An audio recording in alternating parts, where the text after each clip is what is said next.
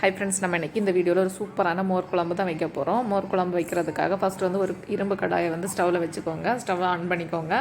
அப்புறமா நம்ம வந்து தேவையான அளவு எண்ணெய் வந்து ஆட் பண்ணிக்கோங்க. அப்புறமா 1 டேபிள் ஸ்பூன் மல்லி இருக்குதுல்ல, வறுக்காத முழு மல்லி வந்து இதில் ஆட் பண்ணிக்கோங்க.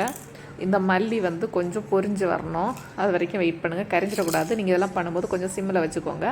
அப்புறமா ஒரு 2 டேபிள் ஸ்பூன் நிலக்கடலை இருக்கலாம், பச்சை நிலக்கடலை போட்டால் நல்லா டேஸ்ட்டாக இருக்கும். இது வந்து வறுத்த நிலக்கடலை தான் என்கிட்ட இருந்துச்சு. ஸோ அதனால் நான் வந்து 2 டேபிள் ஸ்பூன் வறுத்த நிலக்கடலை போட்டிருக்கிறேன். அதுக்கப்புறமா 2 பச்சை மிளகாய் இதில் வந்து ஆட் பண்ணணும். நீங்கள் வந்து வேணால் அதை 2 கீரை ஆட் பண்ணிக்கோங்க. அப்படி இல்லைனாக்கி நீங்கள் முழுசாலே போட்டாலே போதும். அப்புறமா ஒரு அரை முறி தேங்காய் இதில் வந்து இந்த மாதிரி நல்லா துருவி எடுத்துக்கோங்க. துருவி எடுத்து அதையும் வந்து அதில் போட்டு நல்லா வதக்கி எடுத்துக்கோங்க. இந்த தேங்காய் வந்து பொன்னிறம் ஆகுறது வரைக்கும் இதை நல்லா வதக்கி எடுத்துக்கோங்க. இதுக்கப்புறமா இதில் வந்து நீங்கள் வந்து ஒரு கொத்து கருவேப்பிலை வந்து ஆட் பண்ணிக்கோங்க. கருவேப்பிலையும் ஆட் பண்ணதுக்கப்புறமா நல்லா வறுத்து கொடுத்துக்கோங்க. தேங்காய் வந்து கரியக்கூடாது. நீங்கள் வந்து மீடியம் ஃப்ளேம்லேயும் லோ ஃப்ளேம்லேயும் வச்சு நீங்கள் வந்து நல்லா வறுத்து கொடுத்துக்கோங்க. இப்போ பார்த்தீங்களா, நமக்கு தேங்காய் வந்து பொன்னிறம் ஆகியாச்சு. இனி வந்து ஸ்டவ்வை ஆஃப் பண்ணி இதை வந்து ஒரு பக்கம் ஆற வச்சுக்கோங்க. இது வந்து நல்லா ஆறணும். அதுக்கப்புறமா தான் நம்ம வந்து மிக்ஸி ஜாரில் போட்டு இதை வந்து நல்லா பொடிச்சு எடுத்துக்கணும். நமக்கு வந்து அந்த தேங்காயை வறுக்கும்போது அது வந்து ஒரு மாதிரி அந்த கிறிஸ்பி அந்த சவுண்ட் ஒரு மாதிரி கேட்கும். அந்த தேங்காயோட இது நல்ல வாசனையாகவும் இருக்கும். அந்த நேரம் தான் எடுத்துக்கோங்க. சாரி, மறந்துட்டேன். இதில் வந்து ஒரு 3 பல் வெள்ளை பூண்டு இருக்குல்ல, அதுவும் தோல் உரித்து ஆட் பண்ணிக்கோங்க. இதெல்லாம் ஆற வச்சு நம்ம வந்து பொடிச்சு எடுத்துக்கணும்.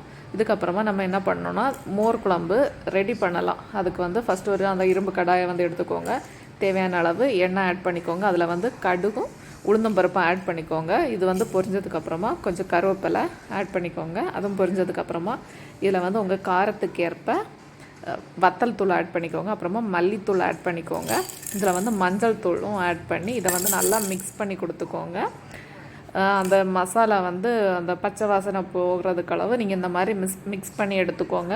இப்போ வந்து இதுக்கப்புறமா நம்ம என்ன பண்ணணும்னா, நம்ம வந்து பொடிச்சு வச்சுருக்கோம் இல்லை அந்த மசாலா, அந்த நிலக்கடலை எல்லாம் போட்டு இதுவும் இதில் ஆட் பண்ணி இதையும் வந்து நல்லா இதில் வந்து கிளறி எடுத்துக்கோங்க. இதுவும் நல்லா மிக்ஸ் பண்ணிக்கணும். இது நம்ம அரைக்கும் போது நிலக்கடலை இருக்குல்ல, ஸோ வந்து கொஞ்சம் கட்டியாட்டு இருக்கும். நம்ம இதில் வசக்கும் போதே அது வந்து தனித்தனியாக நல்லா பிரிஞ்சு வரணும். அந்த அளவுக்கு இதை வந்து வறுத்துக்கோங்க. கரைஞ்சிடக்கூடாது. சிம்மில் வச்சு நீங்கள் இந்த மாதிரி வசக்கி எடுத்துக்கோங்க. இப்போ உங்களுக்கு பார்த்தாலே தெரியும், ஃபஸ்ட்டு வந்து நல்லா கட்டியாட்டு இருந்து இது இப்போ கொஞ்சம் கொஞ்சமாக அந்த பிரிஞ்சு வர ஆரம்பிக்கும். தனித்தனியாட்டு பிரிஞ்சு வர்றதுக்கு அளவு நல்லா மிக்ஸ் பண்ணி கொடுத்துக்கோங்க. இப்போ உங்களுக்கு பார்க்கும்போதே தெரியும், நல்லா உதிரியாக வந்தாச்சு. இனி வந்து இதுக்கு தேவையான அளவு உங்களுக்கு சாப்பாட்டுக்கு எவ்வளோ தேவையோ அந்த அளவு தயிர் எடுத்துக்கோங்க. தயிரை வந்து மிக்ஸி ஜாரில் ஒரு வாட்டி இந்த மாதிரி அரைச்சி எடுத்துக்கோங்க. இந்த மாதிரி வரணும். அதுக்கப்புறமா ஒரு பாத்திரத்தில் நீங்கள் எடுத்துக்கோங்க. அதுக்கப்புறமா நம்ம வறுத்து வச்சுருக்குறோம்ல அந்த மசாலாவை வந்து இதில் வந்து ஆட் பண்ணி கட்டி ஆகாமல், அது கட்டி பிடிக்கக்கூடாது, கட்டி ஆகாமல் நல்லா மிக்ஸ் பண்ணி கொடுத்துக்கோங்க. ஏன்னா சில இடத்துல வந்து அது கட்டியாட்டு இருக்கும். ஸோ அந்த மாதிரி இது பண்ணி நல்லா மிக்ஸ் பண்ணி கொடுத்துக்கோங்க. இது வந்து அந்த கட்டியெல்லாம் பிரிஞ்சு நார்மல் குழம்பு மாதிரி ஆனதுக்கப்புறமா இதில் வந்து தேவையான அளவு சால்ட் ஆட் பண்ணிக்கோங்க. இப்போ பார்த்தீங்களா, அதில் எல்லாம் கட்டி பிடிக்காமல் நல்லா உதிரியாக இருக்குது. உங்களுக்கு வந்து இதுலேயும் நல்லா மிக்ஸ் ஆகி சூப்பராக வந்தாச்சு. இனி வந்து தேவையான அளவு சால்ட் இதில் ஆட் பண்ணிக்கோங்க. சால்ட் ஆட் பண்ணதுக்கப்புறமா ஃபைனலாக இதில் வந்து கொஞ்சம் கொத்தமல்லி எல்லாம் மட்டும் நீங்கள் போட்டாலே போதும். சூப்பர் வாசனையான டேஸ்டான மோர் குழம்பு ரெடி ஆகியாச்சு. ஸோ நீங்கள் வந்து இதை வந்து ஒரு வாட்டி இந்த ரெசிபியை ட்ரை பண்ணி பாருங்கள். நல்லா டேஸ்ட்டாக இருக்கும். ஏன்னா இதில் வந்து கடலை எல்லாம் மிக்ஸ் ஆகியிருக்குல்ல. ஸோ நம்ம வந்து சைடிஷ் எதுவுமே இல்லாமல் இதை வந்து நார்மலாக சாப்பிட்றதுக்கு நல்லா டேஸ்ட்டாக இருக்கும்.